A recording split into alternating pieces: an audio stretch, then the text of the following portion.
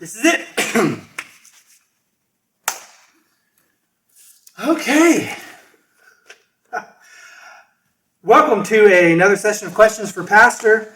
The question today comes from Candace, and it says, where do you stand on the belief that because the Ten Commandments are in the Old Testament, they're no longer applicable, or that they have been combined into the one command to love one another? Well, I think that when you talk about anything in the Bible, the word not applicable is not a good word to describe anything that God gives us in the Bible. The law is something that's precious. It's revealed to us by God. It's a gift to us from God. It's God speaking to us. So not applicable, not a good word. But a good biblical answer on where we stand with the law, I think, is Acts chapter 15. You put yourself in that time period. Jesus has already died and been resurrected and has ascended. The 12 disciples are bringing the gospel to the ends of the earth. Many of them are operating out of the city of Jerusalem, while others, like the Apostle Paul and his friends, are spreading the gospel abroad.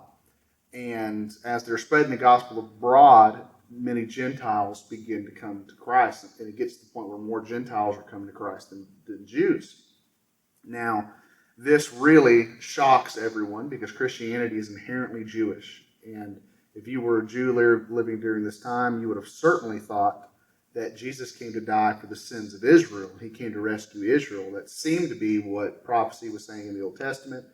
And it would really be a shock to hear that non-Jews were being saved and that God was working through them. And that's why miracles were important, because if you'd have just told this crowd that, hey, these Christians have been saved, these Gentiles had been saved, they'd say, yeah, right. But God was working miracles, proving that he was working among the Gentiles. And so they just couldn't believe it. And they rejoiced.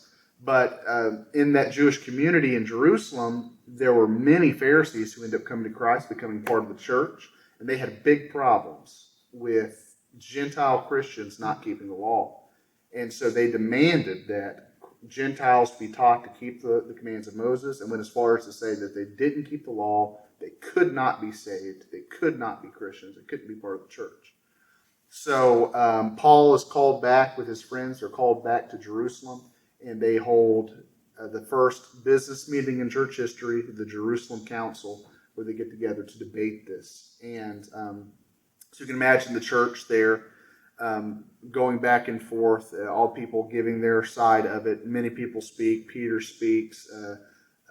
Paul speaks. Barnabas speaks. And there's this dialogue going back and forth on why they should or shouldn't have to keep the law.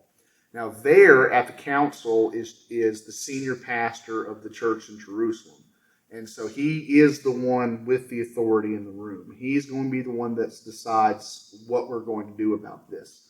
And so he listens to what everybody has to say, and then finally he stands up and he gives a judgment. And he says that this is what we're going to do. And he basically determines that it would not be right to ask Jews to keep the law of Moses. Gentiles, rather, to keep the law of Moses. So he does require four things. He says that to teach the Gentiles that they can't eat meat that's sacrificed to idols, they can't participate in sexual immorality of any kind, they can't eat anything that's been strangled, they can't eat anything that has blood in it. And these are his four demands of Gentile Christians, that this is what we're going to teach Gentile Christians. And the reason he says that, he says for in the next verse, which means because, and he says that Moses has been taught all over the world for ages now, and it's been taught in all the synagogues. And so you're really going to cause people to stumble, and you're going to cause problems. We are trying to reach Jewish people with the gospel, and if Christians are not at least keeping a bare minimum here, then we're going to have so much problem with the Jews, we're not going to be able to reach any of them, and you're going to keep people from being saved. And so you need to be careful with how you act. But and so that's what goes out. That's the final decision. Now, of course, that doesn't really apply to us today, and the reason would be that the church moved from being its center in Jerusalem after AD 70 when Jerusalem was destroyed and the Jerusalem church was destroyed. It's recentered over in Rome, and from then to now, the church has been Gentile by and large. And so we don't really have to worry about that. Unless you are a missionary in Israel trying to reach Jewish people, I highly recommend you be careful by the way you act. And you be careful what you eat and how you dress and how you talk. But living in an everyday life in the U.S., where you're surrounded by other Gentiles all the time, there's no New Testament requirement on Christians to keep the law. It doesn't mean the law is not important. It doesn't mean that we worship God and we serve Him out of love and we be obedient to Him out of love. It doesn't mean the Ten Commandments aren't important to us. They teach us right from wrong, important things to know and to obey. But as far as trying to keep the Ten Commandments in the way that, I have to keep these commandments or God's not going to love me or He's not going to save me or He's not going to accept me or He's not going to be pleased with me. None of that's on the table. God is not going to love one Christian more because he kept the Ten Commandments and this guy over here did not. God's not going to bless a Christian more because he kept the Ten Commandments and this guy didn't. And so I think that's a good biblical New Testament answer. Acts 15, a lot more to talk about. A lot more we could talk about, but there's kind of a brief look. All right, so we answered the question. Short, if you want more information, you want to dive into, well then, are we supposed to do anything? Are we supposed to live a certain way? Are we supposed to be holy? Absolutely. You want to get into that stuff? Submit a question, fbcduke.org/questions.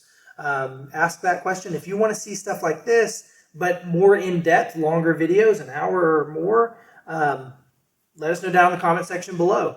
If you have any more ideas, anything about this sort of stuff, you like these videos, you want to see more of them, leave a comment, like, share. Let us know on our website. You can go there and fill out questions. We've got a few more in the roster to do, so we'll be seeing you soon. Have a good one. That was good. Your computer turned off again. Man, I hope it recorded, though. Your phone would have been recording, right? I'm so glad we got that in one take. That was 4 takes on that one.